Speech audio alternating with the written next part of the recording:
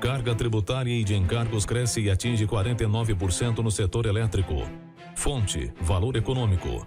Empresário: o gasto com energia elétrica tem elevado seus custos de produção? Reduza este custo em até 30% através do laudo para crédito de ICMS. A Lei Complementar número 87 de 1996 permite a isenção do pagamento do ICMS da conta de energia elétrica pelo motivo do imposto ser pago na comercialização do produto.